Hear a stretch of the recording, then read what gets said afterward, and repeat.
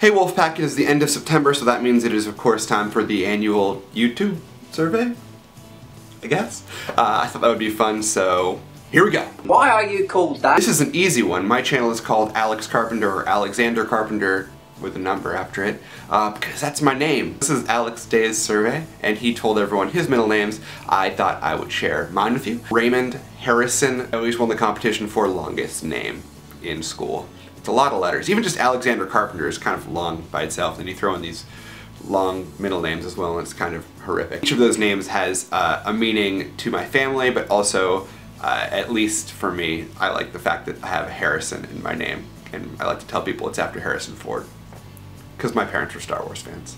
Tell us about your favorite school teacher, yeah. My favorite school teacher was a teacher that I had freshman year of high school. His name was Mr. Van Rossum, and he was like 6'6" and just super cool. And he was my history teacher. He was dating another one of my teachers also, and they were like the young, hip, cool teachers. They were like the celebrity teachers at my school. But he would do interesting things in class and sort of teach us things.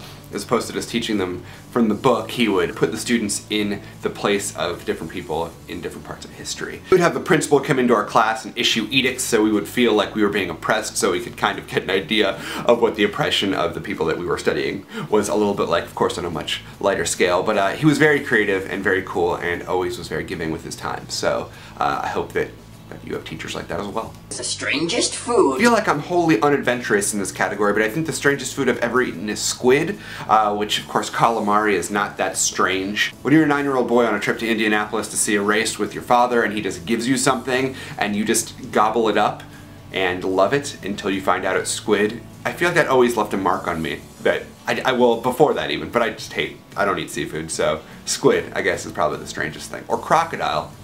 I think I've eaten, was it alligator? It's something that I wouldn't want to run into in a river. Tell us about your first gig. See, I think in English slang, gig means something different than it does here. For me, I would take gig as tell us about your first show that you played, which I can do. The first show that I ever played was when I was 16, and I was in a terrible metal band in high school called CH Lost, and we played on the Sunset Strip here in Los Angeles, and it was a disaster, and I wore shorts on stage and a Speed Racer shirt. And I was a singer in a metal band, so. But as for my first concert that I ever went to, I went with my parents when I was, I don't know, like 8, maybe 7 or 8, to a Jimmy Buffett concert at the Hollywood Bowl, I think it was, or Irvine Meadows Amphitheater, which is now Verizon Wireless Amphitheater in California. And what I didn't realize at the time is everyone there was really drunk and or really high. But like 7-year-old me thought they just really liked parrots and wanted them on their heads. What's your favorite place? I've been very lucky in that I get to travel quite a lot, and that makes this question very, very difficult for me, so I'm just gonna have to give you a few. Some of my favorite places in the world are Tuscany in Italy. I do enjoy Los Angeles very much. I really, really enjoy Colorado. I think it's really beautiful there. Gosh, Paris, London,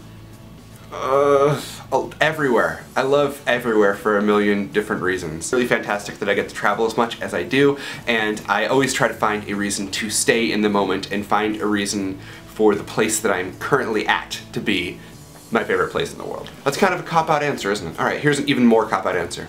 Hanging out with you. Who do you want to answer the survey next? I should have thought of this ahead of time. 3 people, right? Okay, first, Christina Horner. I Talk to Snakes should do it. Second, Joey Graceffa. Joey Graceffa should do it. And third, because it is his anniversary today of his marriage with the wonderful Lauren Majakmo. Matt Majakmo should do this. So those are my 3. Those 3 people should do this survey. And also you should do it. You can make it a response to this video or to Alex Day's, which I will link in the description. I hope you're having a swell day, and until I see you next, be brilliant.